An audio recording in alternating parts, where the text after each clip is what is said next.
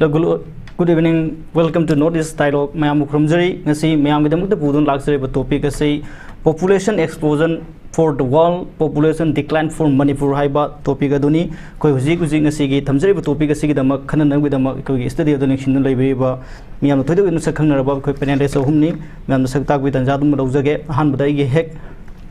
ai koi gi mayai ding shin bi ba obung Professor Dr. Manglem, Head of Department of Gynae RIMS, Pamung Butara Moksari, Duga Nishubuda, Oza Kangleipal, Vice President RPI Manipur State, Duga Humsubuda Nation Beriba, Oza Longjam Thonglen Meitei, President Ems. Han Baguna, Han Bagiron, Laxaning is Sikogi, Pong the Laxage, Kogi, Hosuzik, see Tamzari to Pixki Matang, the command ying babe. Okay, Hosuzik global phenomenon. Population ji fertility rate adum jam pattern down do ba develop country ji systematic down to re mo jam kan struggle to wi me machine hana ba manipuri context har ga cho couple lamana angang 2.1 pok tagadi population ji stabilize to de ahum mari po kana katang hekal him chakada ba 2.1 dagi hanana po gadi Say Tara took Kunderga, quickly able bodied men, Tabuk Seminole, the Roidova, Sigma Tanga, and the tickets, 70s, 80s, 90s again. In the women, a local Kutanga, population in the Agisha, Sukimatic Yam Hangalina Logotare, my time the population increased by explosion, population explosion command condemned to me. Me and Dragadi, economy Soitare, 1952 Yadaita, community aggressive family planning, planning on Tatawawi, aggressive planning to young can honor it. Pankataki, incentive Mayam Pini, available resource Mayam Sijini, awareness Mayam to be education Mayam P, joint on Lapazina, Hojiki, Yagizu, labeled 2 point, next state Karadati, 2.1, the Makal Tapusha. State current getting Henley, Manipuri context show, fertility rate, Imphal Valley, Champel Sarbeza, CM Secretary, Koima, the Kong, say here, Mokani, Manda, quick go, populating 1.7, and I recommend to doing it. Going to Kanamatam Chiza, or Katang, kind of high with a problem Mongolay, among Population, normal but Poktaba, Caesarean rate, Yamsu Hangal Caesarean Hangalizi, Mama Sidana, Sinuich. The Q can we do a show, Reticatang, WHO people standard to get hand look there. Other Madame, but she says that you can hand any, I will discuss over. One opinion long able to do Haragati, kind of the key measure factors here. A quick thing loom, and you come together. One to give reproductive cycles here. Say trauma man means Papa Hodumito, or what Mantuja say trauma. They can say 45 Chisa, say Contram, Chisa, and Pocato never. Queen Mahoy, Queen Grandmother, Kakimayam, Jimmy, or like you, Canomatum do not say trauma, try to kill Honga, Contrama, Nipumaya, more than the young Pocate, Pocatarapo, Poico, but she was when I'm seeing Terepo, Marie Lion, Tadoponi, as a cartoon Hingriawi, Adu Huzikti, Gramento Gebo, a quickie, Canozi, Angang, economic status. Economic status Haitarianga, Koyum Palani, Angang Pony, education people can see the problem of Motang say, MBS Tamage, lower house to get to visit of Doge and talk to them, I say, contract, what we had the Langiva. Emi Tamrojo or Patati Brantam Rojo, the minor Matam Taming and my say, Contramasoi, Contrama Silapa, Contramani. Kunam Sujapo Tam City, erratic evolution in a Tam Mokoko Murundo, a Tam Ani, like a top of mine, Topoda, trying to give a hectare among you or you other. Other now, they support education lower, lower Tumble or Amatore. The Kunam, the Kunai to Young Pan, Kunam, the Pan, the my reproductive cycle here. Reproductive cycle, they Contra already, say drama, Contrama, whom tell them Angang Anina to whom folks and wanted to ever go. Aduna quite poverty, Katang and ngannane ngan nupi ne che kulum doi kumari kuma kuntur tu luhonga gadi o kunipan mong dana ani ta ohum kwai phaba ke rodia ngang ohum pohora ba or mari pohora ba mari jong helji mama jong soprai ko kar multi kan chakra ana ohum ne mari si pogri chap chaba aduga ani pogana sam stabilize or ko leira si gi mazang da na akoina kai gi discussion ji da hojiki economic factors in moru erga mon delay to ba pasali te habi ana chimale aduna adigi mo thenga luhongbagi phattaba amana thenga phattaba amana akoigi angang ji che nupi sahi 30-35 helakku tam ji da karo to ba helakku tam ji da oi bangang je genetic anomaly yam legaleba down syndrome ni to ma do adigi mo mana angang orga so abortion chance yam hele ado angang adi abortion chance hele adi premature adi labor jung to gole an kam adi blood pressure ju wangale kidney ju sok yaure an theng hek to ko jum pala angang porba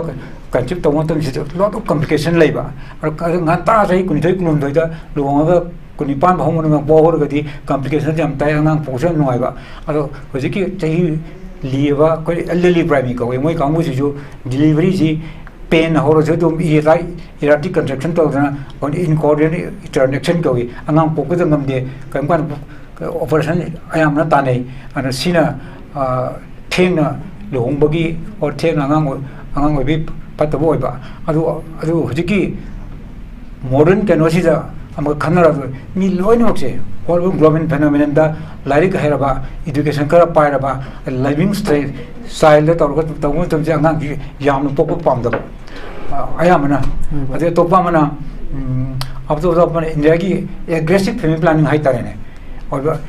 mission hano hona da family planning method ji line phangale asa gi thu da kaisa adigi mo awareness phadana pire aduga sina ju odigi moi anytime kano to ka angang oidena guli che chasang bete ya ba adu stage no sulak ba na angang yun yam da ba adu mane chi to rum taw chi da maru ino akoi na thengna ba nang anga mo poya adu ani po khe na tra es ani hen nam zero akoi ai pachali je angang chem ngoi ni khum me moi je adigi ma angang ani ta ko hum po la mari pok tho ko ju so du ngamoroi hai ko adigi no nang angang je uji aroi boina amtaka try to hai jo moi ani di hen zero na ai am loi na hai uji opg jo kon thengna jo do ana singi batang chi da awega di uji ke hai ba kero do angang di pok ko tar ga jo amka mok anomaly am lei bhai lei ko adi hojiki koina kero ki jin choi ba adi kaya to choi ba adi klep pe lei ba kan to mo yam do adi jam thopani na koina hojiki mid time asal adi tha ta 16 weeks or 18 weeks 20 weeks over that under sound thar ko loin mo anga ji kai ji sugi su loin khang ngam do terminate to bi san dum yagat pa ana masing yam de ki kero ji ke factor me ji pullaga oi ba aduga kwai maru be factor di chei ma dang chini kai tang gan no kero khadang theng lu hong anga oi mo tam dang ang mo tam communication yam hele I hadori heli mene to su wai bi bi su wangali adu kai tang ngan da tor kana kuni toi kulum kumri kumunga sai po hor ga ji loin mok phaba ra in thamni ne wa pham di pressure to budi aponte adu kai kai hang kan ni bi khar ngan lu har kan saw pu ya ore gonda adu kai so no tiana adu kai adu ga amana hajini mamana lu hong mo tam dane anga kim neural to defect nam le adi anga ki pok ma ki brain ji bara tong to ba ina kom no india ki ke no ju yaw le freely supply to boni folic acid in tablet ram le 5 mg chabi no bi ba ada in tham ne gi azum ka no hydra ga ko no gi agar to mo tam do lu ngom na gi khang na ma tam le jai ne on da haju ka ma tam do adu bu tum da at least 12 strips of folic acid char ga di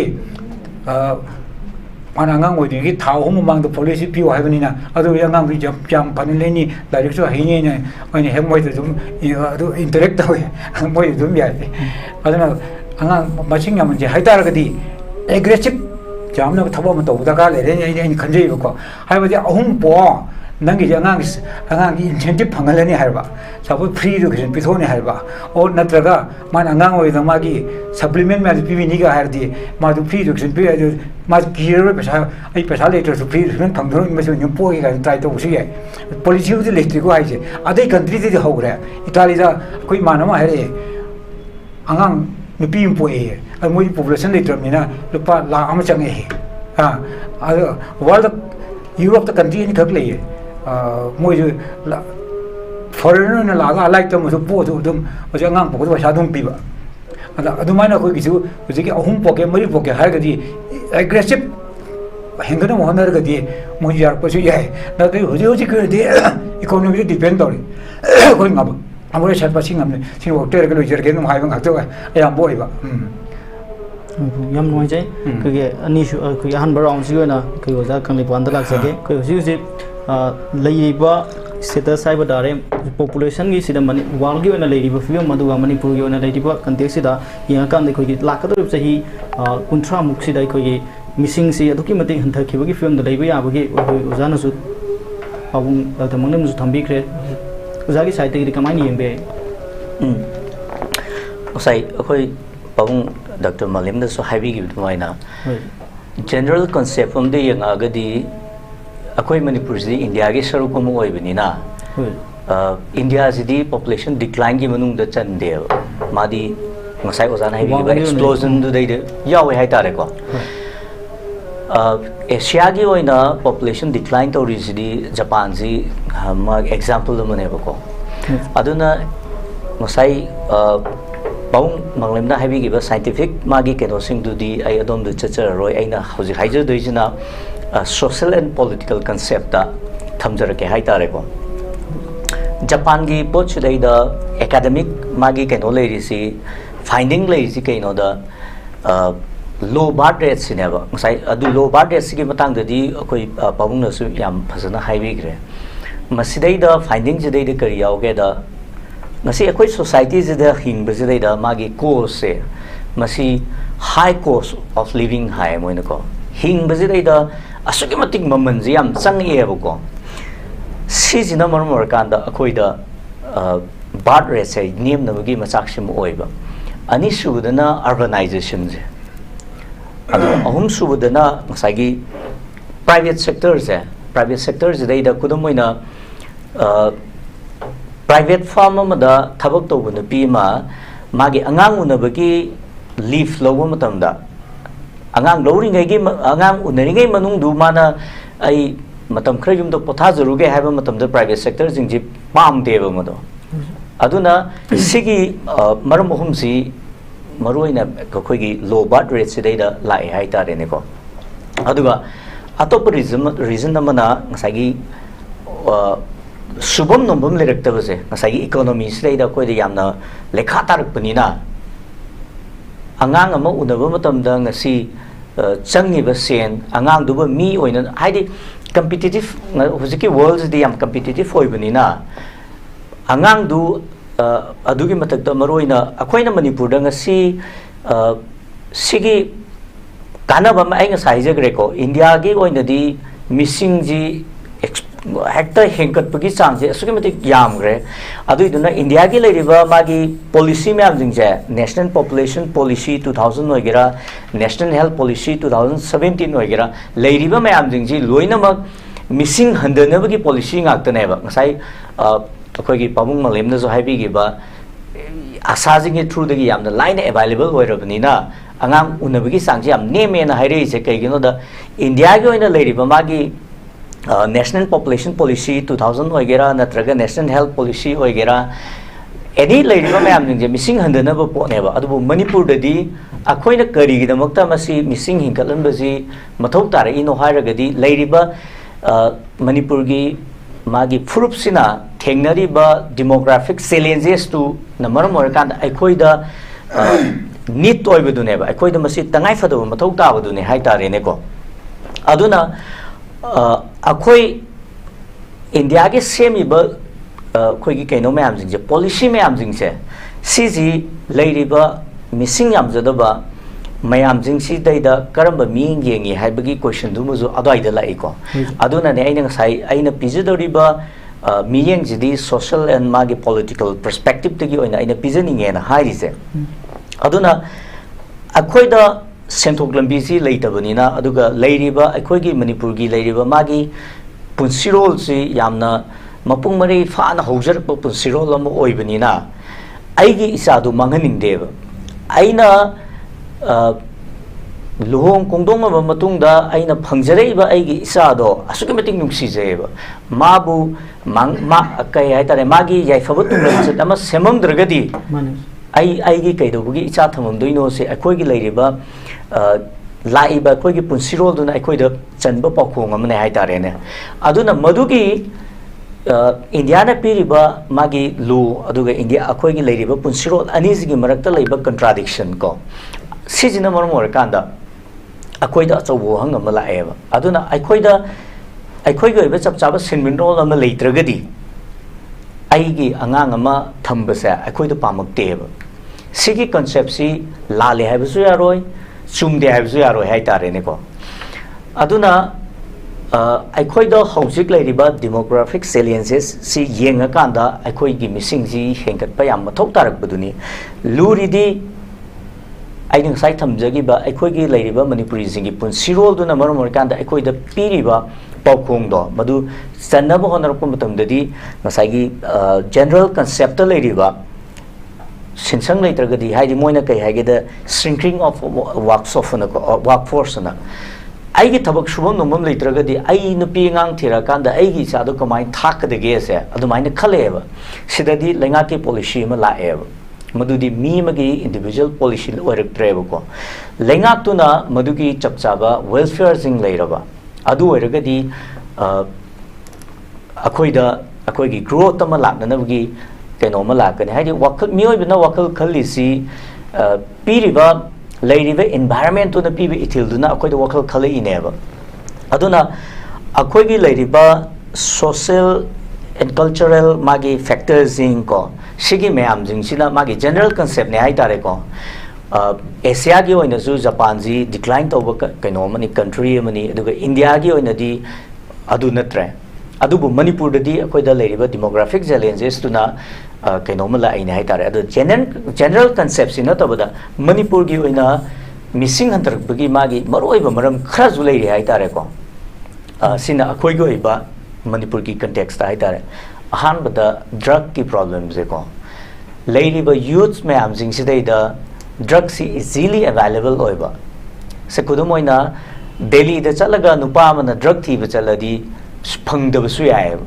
adubu Manipur da di yam easily available oibadona kai haitare social media da kai da BOC swaida phungna drug zone bagi laiba sigi mayam jingse masi sinasu achauba Manipur da aikoi gi missing ji hengkatana bagi achauba maram moeba ani subadana conflict situations e Manipur gi lisangshana laiba magi conflict situations in maram orkanda magi macha jingsi mapalam da thaningba lairik tambagi thaningba lairik tamba chakraba matungda agi leiriba environment du dai da adapt option graba matungda di Manipur da halakning da bagi magi kainoma environment ma sagalak ba haitare aduna aikoida adugi factor mayam jingsa sisina su aikoida kaino pidabana teba aikoigi population ji growth leidnabagi kainoma laktabana mangjalaknabagi masang oidabana teba se West Bengal da settle tokiba Delhi da settle tokiba even Europe countries in the hukiti Meitei masa mayam settle tokiba mayam jingsi mana nungsi garba maramdam ji thadoga mayum da halakning da bagi ithilama lai su leiriba contradiction leiriba akoigi conflict conditions in jiduna oirakadoi ne haitare ne ko aduna aina han bagi oina thamjaningi ba point di general concept ta leiriba points sing sidai da ngasagi thabak subam nombam leitabagi akoi da hingiba punsirol sidai da yamna akoigi mamal yamna wangakba aduga kai haitare akoi da leiriba ipai pujing da thambiramba akoigi punsirol du dai da susanaraktaba aduna maram orkanda akoi ji missing handarak pane ha famja ai swai ji buktan ahan round da thamjari yam nuai jai khoi ge han round si khoi ge athang sini khoi keno da khoi ge oja thonglen da lak jage hoji manipur na hoji oja sing ju thambire khoi missing wall ge oina aduga india ge oina di missing se du ki mati hengalali aduga khoi ge manipur ki context tadi adugi mati khoi gi missing si wat pagi film mai khoi gi community based yeng utara ga su ngasi adum hantar pi film le student body amoina kari step lo khot pi ai kai kamai tawra ganda sigi missing si hengka pe abi keno si kamai pai khat pi ai okay thamjage khoi gi oja pabung manglem na su thambi gre marik chuma maram bayam khoi gi yellow fruit oriba khoi gi missing sing jam handarak pa khangudana khangan handarak kyuse asi 1951 gi dagi yenguraga hojik bok ki leiba jidadi khoi gi yellow fruit oriba se aduki matik hanthare hai tare aduga khoi ozana su drug ki kai ma'am thambire political social gi ba thambigre khoi gi mahiroi lup amoina khoi gi aims na khoi na thengnajarak pase khoi na thengnajarak pase masigi population education sta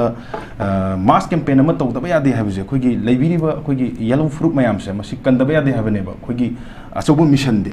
aduna lairiba yellow fruit mayam se masing yam khalan si haiba taragadi khoi gi hojik lairiba khoi gi education ga kitang relate obadai sum thamjarage ba khoi gi hojik maruina khoi gi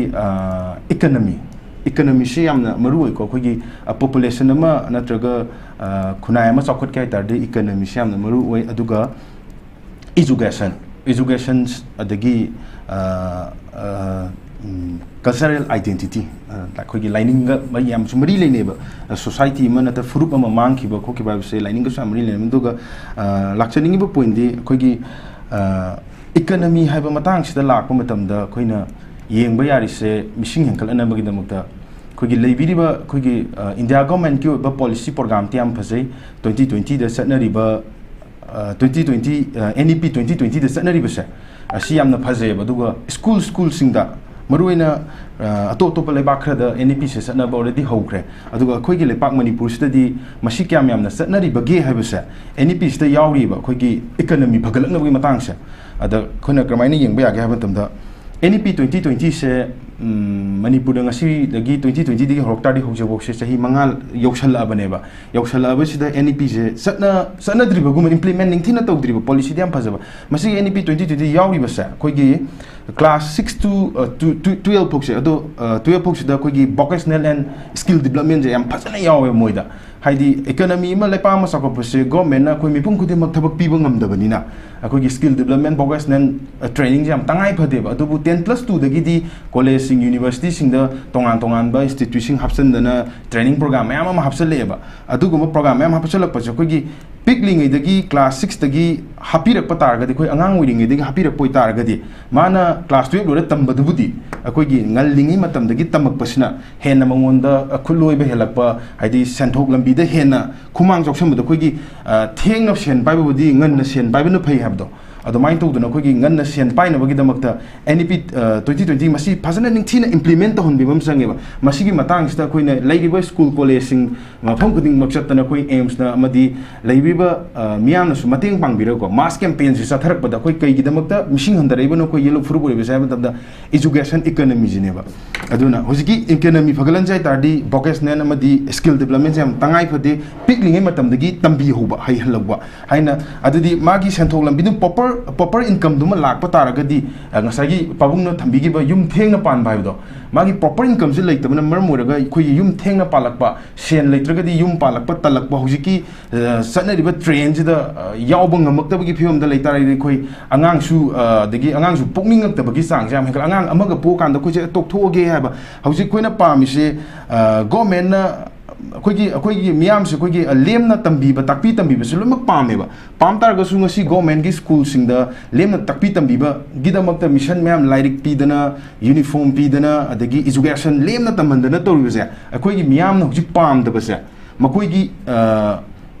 school college sing da sana riba implement jam ningthina tawr bribe se masi government ne am kupneng chin bibam sange ba khoi gi mission yam khalan jade laibiri ba bureaucrat officer mayam sing su nationalism ma sange tare khoi gi oza sing transfer posting gi khaptoina laibi ba nataba school sing se ꯀꯌꯥꯝꯅ ꯐꯒꯠꯂꯛꯏꯒꯦ ꯍꯥꯏꯇꯥꯔꯗꯤ school free ꯂꯦꯝꯅ ꯇꯝꯕ ꯌꯥꯕ ꯃꯐꯝꯁꯤꯡꯗ ꯂꯦꯝꯅ ꯇꯝꯃꯛ ꯇꯥꯔꯒꯗꯤ ꯉꯁꯤ एजुकेशन लाइक अमा तमना होनदा चंगिबा सेलसे अदुके मतिक चंगेबा आंगांसिंग ममा मपाना मायुकनरिजे तुना आंगाम यामना पोकपो ngamaktabase masi ngamhanbigai tadi government ki asobo policy mayamse masi phajana ningthina implement tobibra haibasi akai yam kupna yengshinbima sangi mari lena ba authority singnaso adu asiguma mayamsi ningthina yengshinbirapa taragadi akoi gi lairik tamhanbase free education ningthina phang taragadi akoi angang yamna poklakpa ase adum automatically mathanda dum ngamakaneba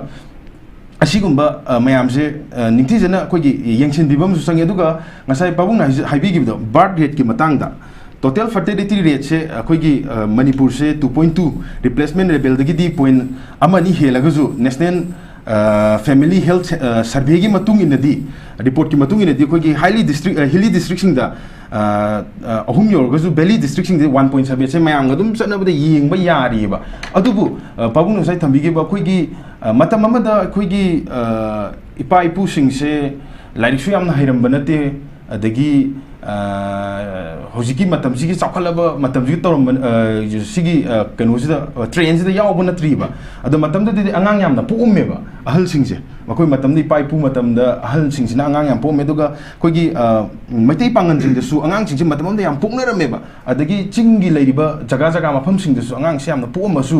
अंगांग पोकप खंगन हंदग्रिजे खोगी government की implement सिंगसे अतोकि मतिक सोइरकपदुनने implementing थिना तौबिदबा मयामजननेबा अदुगा कैगिनोदा खोगी missing पोकप हंधरैसे यामना पोमे हाय तारगजु जिक्से मुस्लिम ओइसुनु मैतै जो ओइसुनु अदगी चिंगमी चिनाउसु ओइसुनुबा हानांगांग याम पोमे जु पोकप ngамगिद्रेबा कैगिनोदा हुजिक थेंगनरिबा economy जे अखोई economy जे फतबना मरम मरगा अंगांग पोपंगदा अखोई सेंथोक लंबी लेरक्तबना मरम मरगा मिसिंग याम खलल मंगमदबने अदुबु इंडिया गे बा मिदिंगददी अखोई लेबाक्से दुकी मतिक मी मसिंग यामेबा मी मसिंग यामीबसे इंडिया की मीनिंग अखोई यामी मी मसिंग जे करोमना कमाइना थंबा यागे मतमदा येलो फ्रूट ओइरिबा अखोई मी सिंगदे अमता यावहोगद्रेबा मोइना याम खलैबा मी मसिंग जिददी अदुगा येलो फ्रूट ओइबसिंगना तारागा अदु नतबदा थंगनबदा अखोई नाइबरिंग बॉर्डर स्टेट ओइबनिना अखोई म्यांमार दगी संगकपा रिफ्यूजी सिंग माइग्रेशन सिंग इलीगल इमिग्रेंट सिंग मयाम संगकपा यमथंगनरिबा लेबाक अदि बांग्लादेश दगी संगक मयाम से मखोई सिंग मयाम सिंग हेन थोमजन बे हेलकपदगी अखोई लेबाकतदी सेंसस रिपोर्ट तदी मी मसिंग मक्ति दुम यामजबा येलो प्रूफ तना सुंयाव याहुदबनेबा तौरिजे अदुना अखोई येलो प्रूफ सिंगना फंगजगदबा चाकथुंग सिंग चाकथुंग मसिंगददी हेंकटपिरकपा नतबा मी मसिंगददी हेना लेसलबनिना हेना लाइबा चाकथुंग सिंगदो येनरा सारक नमोनबदा हेना अखोइदा नुंगांगबा चाकथुंग सिंग मरांग काइना अखोइगी फंगमिनदबजे मसिसु यामना असौबा मरम अमखकनेबा अदुना लाक्सनिंगिबदी हुजिक अखोइगी केनोदा इंडिया की सेंसस रिपोर्ट सिंग दे येंगबदा खंगौदन अखोइगी 2021 दगी हेंकलगलिबा मणिपुर की डिस्ट्रिक्ट अहुम दे हेंकललिबा मी मसिंगजे द डिवीजन मापन दे हेंकलैजे अदुकी मति हेंकलकिबदगी कोइ डिलिमिटेशन तौब बोगले पिनेबा सब डिवीजन मापन दे हेंकलैजे डिस्ट्रिक्ट अहुम दि सेनापति ग चंद्रेल ग उखुल ग दे हेंकलखिबा मी मसिंगजे 2001 के सेंसस ता अदुदगी डिलिमिटेशन तौरक्तबजिना खंगौदन हेंकलखिबा मी मसिंग सिंगजे सिना मरम ओइरगा अखोइना डिलिमिटेशन तौबोक्ता थिंधरइनेबा असिगुम्बा मयामजे हौजिबुक डिलिमिटेशन तौद्रिबने बदुबु अंतकी 2026 ददी अखोइगी सेंसस से थीगनी गाना अखोइगी इंडिया गवर्नमेंट की ओइबा वारोल के आमा फोंदोरपसु लैग्रे असिदा अखोइगी अखंगैसिंग एक्सपर्ट सिंगना थंबिरमबदा 2011 बुकी सेंसस ता अखोइगी टोटल पॉपुलेशन जे 27 approximately 27 lakhs अदाइमु 28 अदाइना subject to correction अदाइना लेरमगनेबा अदुबु अखंगाई सिंगना 2011 दा थीग्रबा मतुंगदगी 2000 कैनो बोक्ता लाख पसिदा 26 पोक लाख पसिदा खंगाई क्याना फोंदोंनरिसे अखोइगी मीजे अतेनबा सही मरकसिदा मीजे लाख कुंथ्रागा तरे निपान यौरनी हाइबजा मसी अखंग हई क्यादगी दुम थमकपल लैरेबा अदुना मसी कमाइना अखोइगी डेमोग्राफिक इम्बैलेंस खंगोय ओइरेबनो हाइबजा अखोइगी पॉपुलेशन स्टेट पॉपुलेशन कमीशन जो मथौं निंथिना तौबिबा संगे याम फजना स्क्रीनिंग तौबिबा हाइतारे येलो प्रूफ सिना करमबनो अदगी येलो प्रूफ नतबसिंग सिना करमबनो हाइबजा याम निंथिने स्क्रीनिंग तौबिबम संगे अदुना कोइना लाक्सनिंगिबदी एम्स ना फोंदोंनिंग्लिबदी मसिगी मतांगसिदा अखोइना युम थेंगना पानबा एदगी युम ngana पानबा ngang yamna pokpa habase अखोइगी युम already yum Panba लोइखरबा हनसिंगददी अखोइना हाइरुबा याबा नते अदुना angang oiriba khoi mahiroi wakal mapung phara aba mahiroi singse sidagi horaga koina mass campaign je masi tawdaba yade chatharakdaba yade khoi yellow furup oiriba mi singse mapung phana koi henkalandaba yade habagi wakalona magaloina na koina ngasi gi campaign ase chathajaba haujarak paneba sibo thamjage hamgi yam noichi ko han round sigi Panelist faja wafum thambiri ani shubu round gi na sui koi pabung da laksage ngasai pabung no thambi ba khoi missing hantarakpagi maru factor am khakdi khoi thena luhong bani haibu mo lere khoi thena luhong li se yum palisi gi maram da khoi gi kadi factor sing dagi khoi thena luhong li bano aduga kamai tor gadi masi gi keno si phaba yai haibu gi se sanu thambi agi ki pigi siki keno la ko tam sija mai ki e gi sai la ko tam do adu kamai to go ma siki any education la ko matam si ko any MA OBI engineering OBI medical OBI ma level ma BA lor ga di na wai di lor ga in khanar me ko ji ma kha mu tam nan bai gen ojung lei ba a thawok chu phang da ba a tang to da mo MA chi tam thoro ni ko kai no ga ni ji further study do MD MS sung tam mo re a ge mo ati ke to ko MA si le ba general line la ko kang du su magi ki MPhil ko ma kai ma to ke to ko di pasa du thok dim nya an tam dhi do an tam dhi bi da nga sai ki ki ma ju pasa no nga sai economic to ma thok to he to phang ga di ma ju hong mai kai ja du la ka da ba pasa su le tam ni na ai tam dhi sim tam du thok re ai wa tam nom le re to ga maru ni economic factor le tam ni ma nang kai ki theng ga ke to ya ka na do mai na ma ki economic settlement je a sida ya ko ni theng na ba ai ga wa pe ki to ni ro pasa su le ke ka hong to ko de ke adu na ma ki late marriage de he to mo na to mai na to na ne ko ni direct to da mo na mai theng na je ko ai ki late marriage to bu ki phat to ba ma na sai hai ki ba ke to da oider we ngang do oider ngang si no bo ga di genetic defect like te masa jo ngang po ko problem to ma ki level ki process level first stage second stage third stage phajana normally dum poi adu che theng no to ga di encoded iterant action nei na adu prolong level to bina ngang po ngam na pal le level yam yaw we ko ana late marriage di adum angang po complication head mirum legina nga lora na phum ta so adu wa dum lei gre ba ana adeno yar ga di ya hai ja ba graduate lora ba or lora matung da 23 24 25 or 28 5 da to ga di anga ni hum pok so di kwai di right time ne tan ja ba ko adu ya da na to ga na boi thu na ne ko 30 du lo hong di immediately la ga tha ma da anga wa no hone bi du mai re ba adu mo ju thuning mo tang yaw ba dai kan di nga se erratic ovulation do amom thogo do ta ni ni hum to ro ni am ko nu ngai to ai sen to yen to sin to do yam wa doctor sim ju prosto do adu kong telling mo di to ta ngai pha da ba adu nga sai yin ha ji ba phol ge sit to adu char ga ji makhimo mo dang annually baby annually ki cha ja ma han da han ba adu masi khara cha bi lo bi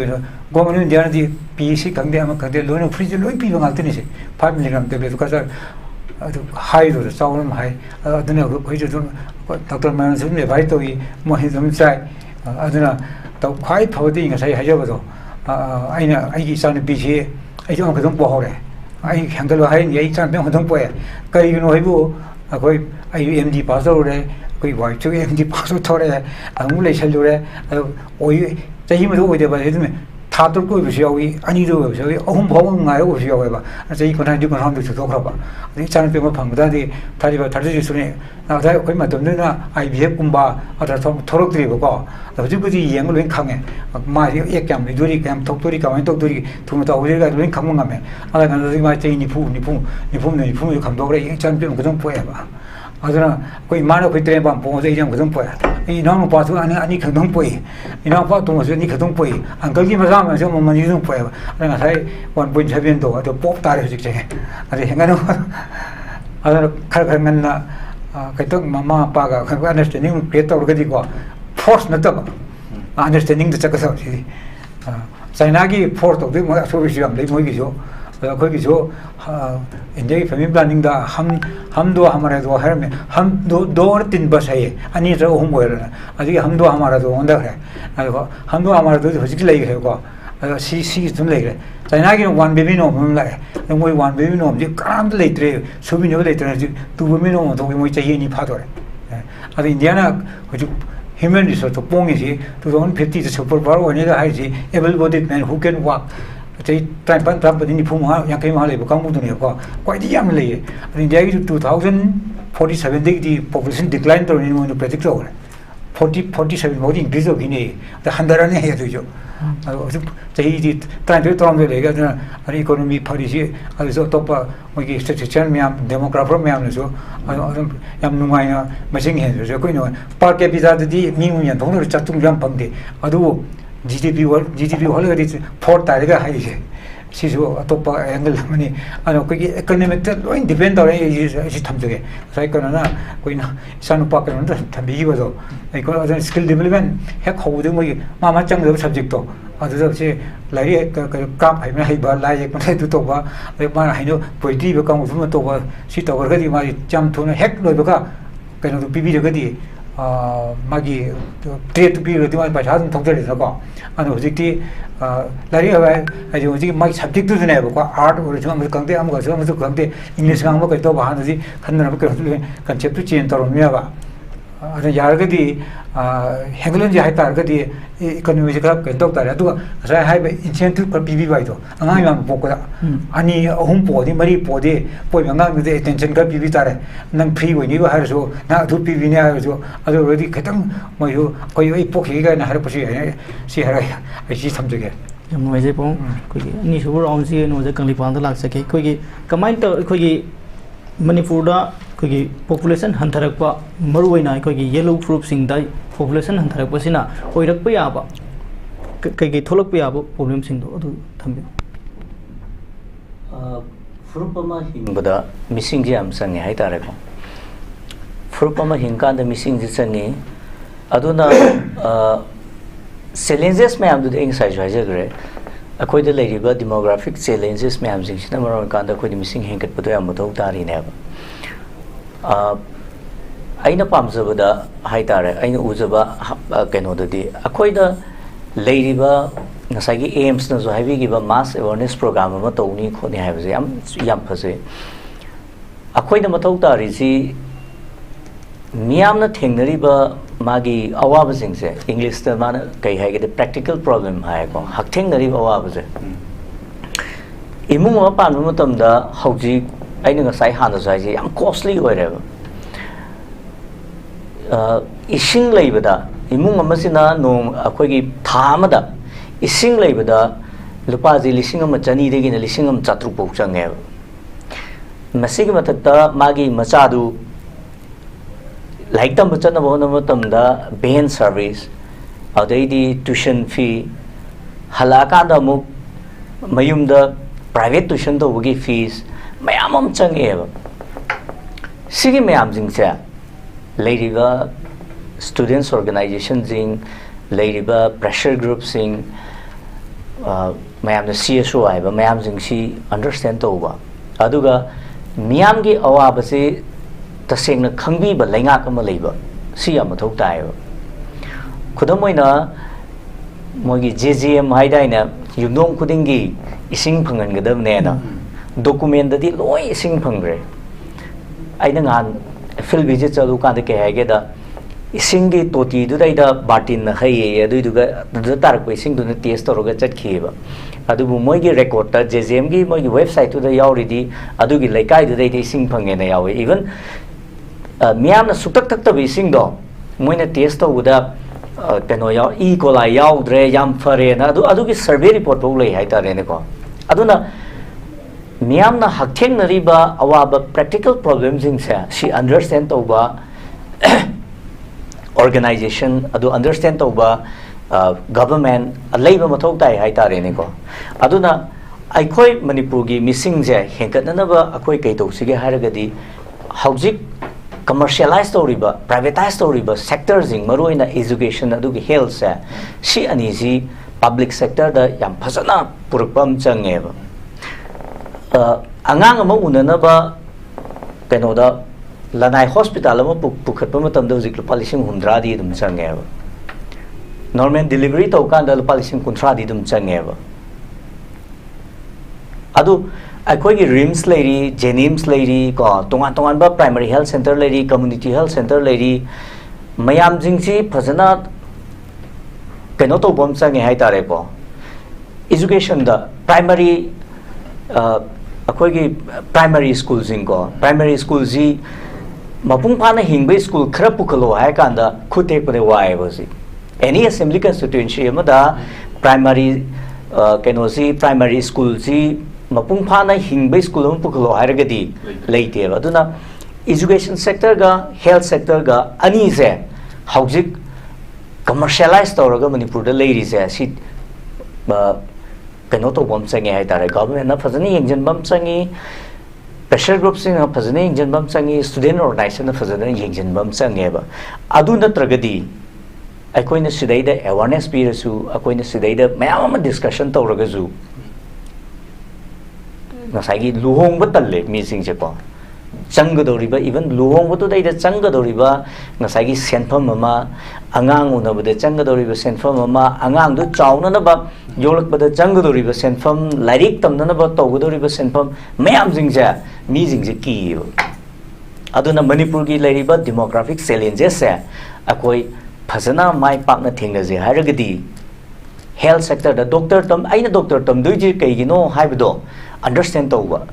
aina doctor war kan hayang pesha yam pai ne na chakragadi yaroi ba aina oza war kan da pesha yam pai ne haraga chakragadi yaroi ba adugi professional ethics ngak pangam bagi sense of belongingness labor students society ma akoi pukhatpam sangi hai tare po aduna manipur da lairiba health sector ga education sector ga ani se masi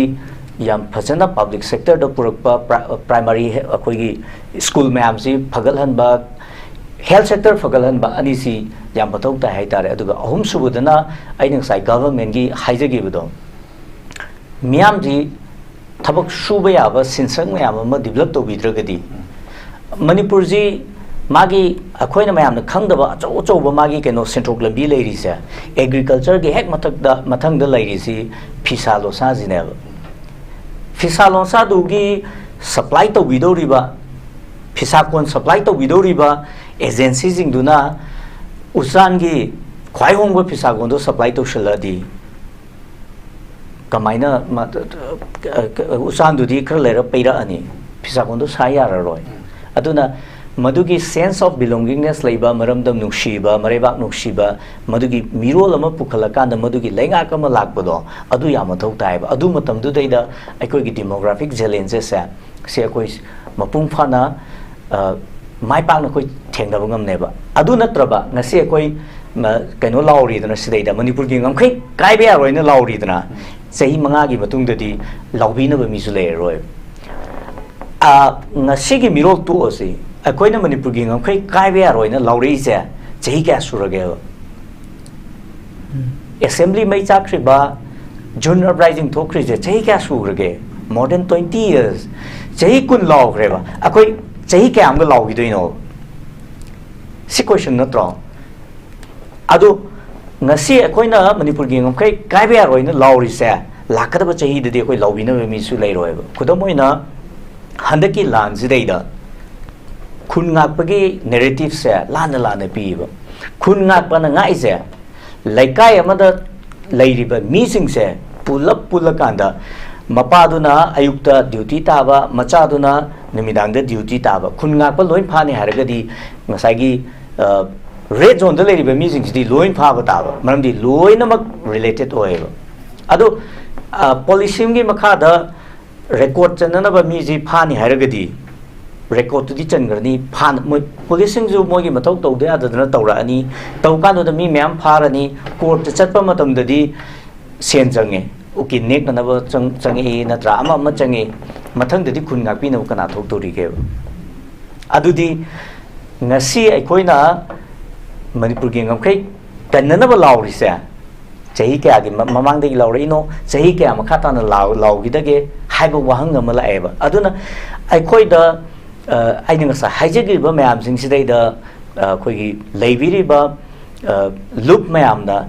ꯃꯤꯠꯌꯦꯡ ꯆꯪꯗ꯭ꯔꯕ ꯆꯍꯤ 5ꯒꯤ ꯃꯇꯨꯡꯗ ꯃꯅꯤꯄꯨꯔꯒꯤ ꯉꯝꯈꯩ ꯀꯥꯏꯕ ꯌꯥꯔꯣꯏꯅ ꯂꯥꯎꯕꯤꯅꯕ ꯃꯤ ꯂꯩꯔꯣꯏꯕ ꯉꯁꯤꯗꯤ ꯑꯩꯈꯣꯏ ꯂꯥꯎꯕ ꯉꯝꯃꯤꯑꯕ ꯑꯩꯈꯣꯏ ꯉꯁꯤ ꯂꯥꯎꯔꯤꯕꯀꯣ ꯆꯍꯤ 5ꯒꯤ ꯃꯇꯨꯡꯗ ꯑꯩꯈꯣꯏꯒꯤ ꯌꯦꯜꯍꯧꯃꯤ ꯃꯔꯛꯇꯒꯤ ꯊꯣꯛꯂꯛꯑꯀꯥꯟꯗ ꯂꯥꯎꯕꯤꯅꯕ ꯃꯤ ꯀꯩꯁꯨ ꯂꯩꯔꯔꯣꯏꯕ ꯑꯗꯨꯒꯤ ꯃꯇꯨꯡꯗ ꯑꯩꯈꯣꯏꯒꯤ ꯂꯩꯒꯗꯧꯕ ꯐꯤꯕꯝꯗꯣ ꯌꯥꯝ ꯑꯔꯨꯕ ꯑꯃꯅꯦ ꯍꯥꯏꯇꯥꯔꯦꯅꯦꯀꯣ ꯑꯗꯨꯅ ꯍꯧꯖꯤꯛ ꯊꯦꯡꯉꯁꯨ ꯊꯦꯡꯅ ꯂꯩꯔꯤꯕ ꯏꯖꯨꯀꯦꯁꯟ ꯁꯦꯛꯇꯔ ꯂꯩꯔꯤꯕ ꯍꯦꯜꯊ ꯁꯦꯛꯇꯔ ꯑꯅꯤꯁꯦ ꯁꯤꯗꯩꯗ ꯑꯀꯨꯞꯄ ꯃꯤꯠꯌꯦꯡ ꯆꯪꯉꯀꯥꯟꯗ ꯃꯗꯨꯗꯩꯗ ꯑꯩ ꯉꯁꯥꯏ ꯍꯥꯏꯖꯈꯤꯕꯗꯣ ꯄ꯭ꯔꯥꯏꯚꯦꯠ ꯍꯣꯁꯄꯤꯇꯥꯜ ꯑꯃꯗ ꯆꯠꯄ ꯃꯇꯝꯗ operation tawne haragadi 70,000 change adudi kanana puthangam deino adu khaktang nate ko narak yeglakpada changi ba senpham mayam masi akoi kai hai tare atamnana miyam si ot lage nei rage haidana torokpa khujil thorang amada akoi mayam su loina mak yauksan gi bu dumaina ure hai tare ne ko aduna he khainabado manipuri jingdi manipuri na hatradi atopana kishu hatpa ngamoyana ha haidi manipuri jingdi manipuri jingna maitei ba pidragadi maitei ba piba ngamoyeba aduna aikoi gi leiriba fibam jidaida ngasi aikoi na leiriba demographic challenges singsa akoi na ngasi dagi hona sem saudragadi mathangi mirol dadi madugi challenge sa sinna lawbo ngamdabigi thak adu daida akoi leiragani haiwa fam se ai thamjaningi haitare yang mengaji, angin super orang sih kan kaki, usah longjam Thonglen dah laksa ke, kaki, hujur kaki, usahana super thambi kerapa, kaki Manipur dah, kaki missing hantar pergi problem sih na, kau rak pergi apa, fibam sing se, kamai thambi. Kaki hujur lagi ba Manipur ki yellow fruit sing sih ni kau, maruena yellow fruit sing sih hantar pada mereka kaki cultural identity sing se, lo ini kaitar kene ba, lining gi ba, lai harau bagi wero. adagi lairiba yellow fruit sing khogi nagage oiro tangkhol gi ro mogi nat ke culture gi leiba sing sa yellow fruit sing se lerak ta taragadi punamak mangtharak pani society ma natragana fruit ama mangi ba haibsa khogi masi cultural identity ge suyam na mari leina ba makak oiba aduna cultural identity sisu yokat patangai fade aduga khogi hantarak pose kalau sai taragadi khogi leibiriba khogi tongan ba fruit singi lining muslim gi lairi Meitei gi lairi ba lining sing si akogi lining da su yamna maru weba akogi yellow fruit mi akogi ai ma saktak pa natragana tangkhul naga ma saktak pa natraga muslim ma saktak pa se magi traditional attire mayam sina atak doine ba asiguma traditional attire se set na ba sa na ba lairak ta taragadi asi yellow fruit ma lairami ha ba su khangoi doine ba aduna yellow fruit sing se masing henkalan ba tangai pharak ta ba matam da akogi sigumba skill development da su akogi example mi masing henkalan jaraga akogi pothok pa skill development ja punamak leirina khan taraga su mi masing je leite taraga de khoina puthuiba poto arem bani ta da leibi na ba leite taraga di economy je maru weri je da akogi mi masing henkala matung da akogi pothok skill development nga sai de la mi masing ga di henkata bi da skill development je implement bang tok da toru taraga su akogi keno da mi masing hengkalak ta taraga puthuiba pothok je sam na khoina pen am puthuiba pen se leibi na ba leite taraga di koigi puthuiba poto useless tar hai tare adu kanaba adugi kanaba sulai tabado aduna lakchani koigi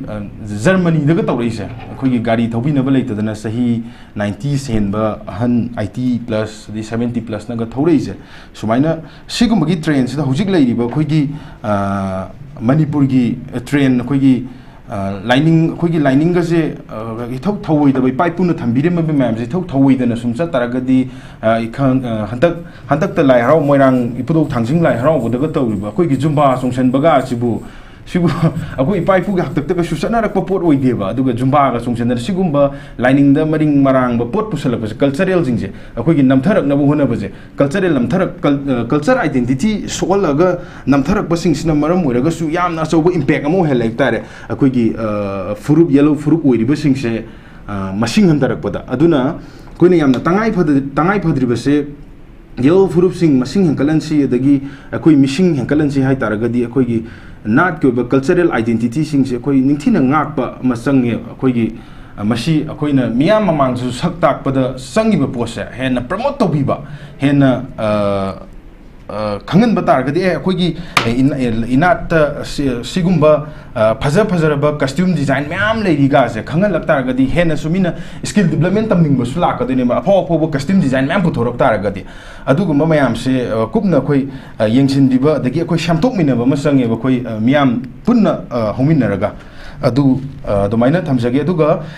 khoigi mipum khuding makse thabak piba ngamdabanina hujik India government oigera adagi Manipur government oigera thabak piba ngamdabanina masi skill development sisu tangai fadi khoigi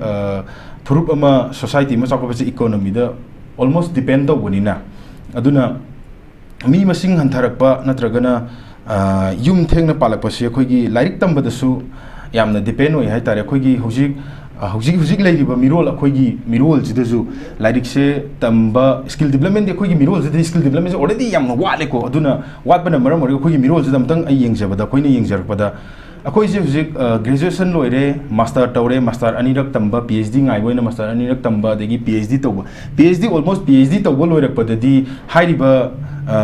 nupa natraga nupi do yum palakpa matamda babung nga sahib do lairik ti kona tamasui missing yam da proof hen kachai tadi yum mana panthu lai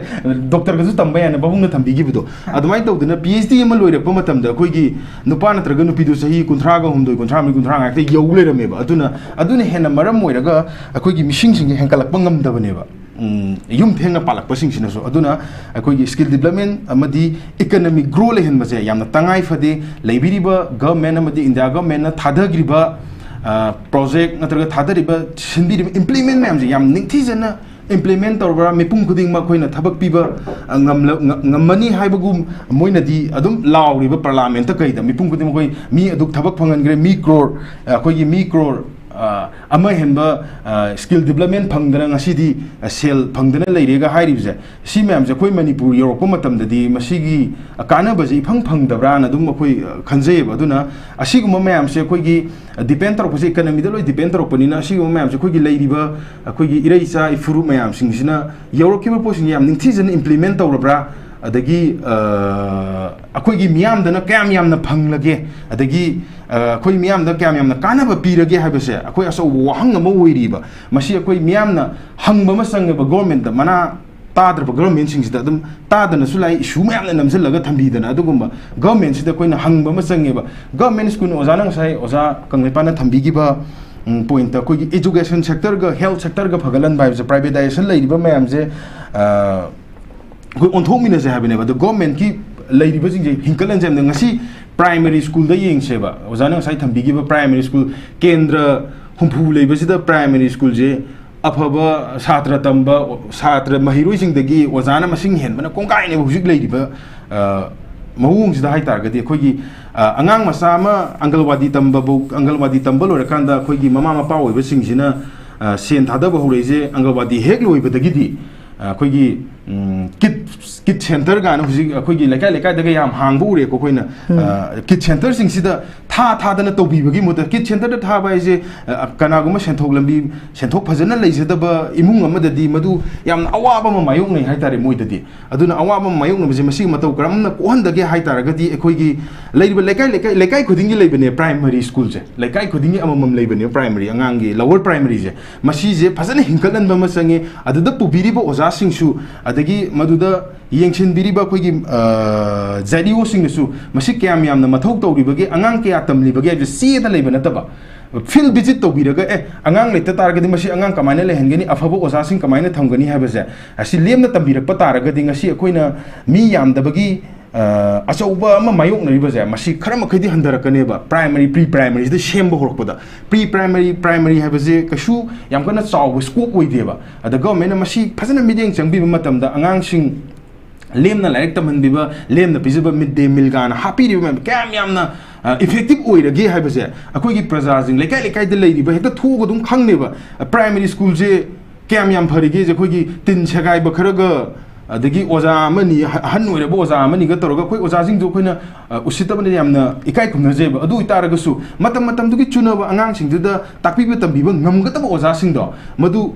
hapsen biba taragadi adu akoi mama mapa oiba singnasu thajaraga madu angang singdo like ningti jena tamhaning kani school thaninga ko phorokane ba adu natrabani adu maina fanba implement ningti na tawbidrabani ngasidi sen tingasu tinga adigi isa pu iba angang sima katang akoi mi oina ba shemagi ha wakal jatum phawal eba mkhoi du aduna private ta kaida tharak pase masina maram oiraga asauba effect amane ba khoida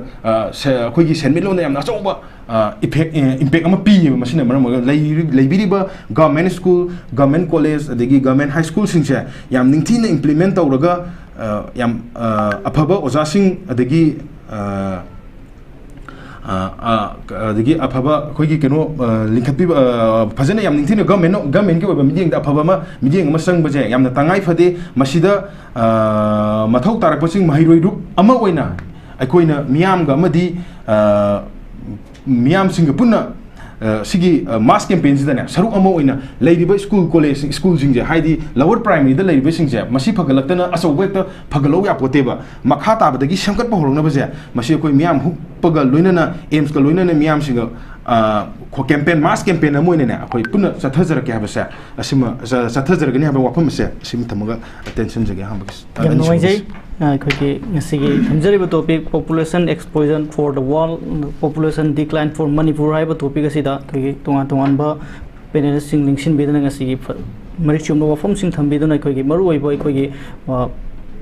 wall ge made India ge na masing hengarali basina Manipur ge yellow fruit sing da khoi hanthak leba khoi machine hanthak leba sida pirak pa yaba sai thing sing khoi kiningai oi haiba du wafam duni aduga maru na khoi ge machine hanthak pa gi maru maram sing asi khoi ge economic status fattaba aduga khoi ge education da he na khoi ge matam sang na laukiba khoi yum pan bagi masing asi hantarak pa khoi yum pan laga khoi yum angang pokpagi sida changliba paisa sigi film si yenguragan de khoi ge yum paning de film sum hindi lakpa sin maram morakan na so maram su oi haiba thambiba noijai ngasi adum dum sil matam sing kaithok pire ngasi khoi thamjariba topic sida saru yabi gi damakta tension be pum noi khoi han badai khoi pawong Dr. Mingon Panjabda pawong Manglem aduga oja Kangleipal amadi oja Thonglen bu kai khunu sari amadi mieng ta puno pu ikonon krom jari